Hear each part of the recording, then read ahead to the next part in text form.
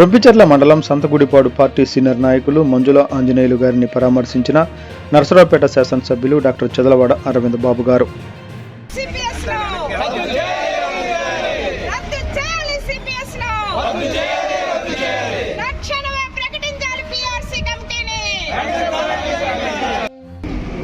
విద్యారంగ సమస్యలు, ఆర్థిక సమస్యలు పరిష్కారం చేయాలని ఆంధ్రప్రదేశ్ ఐకోపాధ్యాయ ఫెడరేషన్ యూటీఎఫ్ ఆధ్వర్యంలో 5 బృందాలుగా ఈ రక్షణ బేరీ యాత్ర నడుస్తూ ఉంది. ఇప్పటికే ఇది 3వ రోజుకు చేరుకుంది.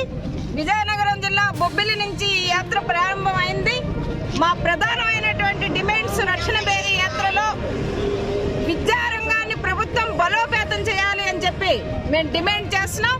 ఎందుకంటే నానాటికి అధికారంలోకి వచ్చిన తర్వాత విద్యారంగంలో పరిస్థితులు దిగజారుతున్నాయి. టీచర్ల సంఖ్య తగ్గుతుంది, పిల్లల సంఖ్య తగ్గుతుంది, బోధనేతర పనులు పెరుగుతున్నాయి. కనుక ఈ రకమైనటువంటి వాటిపై ప్రభుత్వం చర్యలు తీసుకోవాలని చెప్పి మేము ప్రధానంగా డిమాండ్ చేస్తున్నాం. మరొక అంశం ఏంటంటే, ఆంధ్రప్రదేశ్ చరిత్రలో టీచర్లు ఏనాడు పిల్లలకు చదువులు చెప్పుకోనియండి అని చెప్పి ఏనాడు అడగలేదు. కానీ ఈరోజు అడగాల్సినటువంటి పరిస్థితిని ఈ ప్రభుత్వం తీసుకొచ్చింది.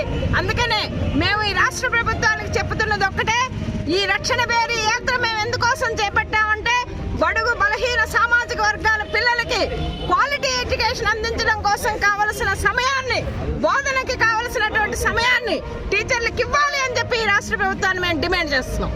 Thank you.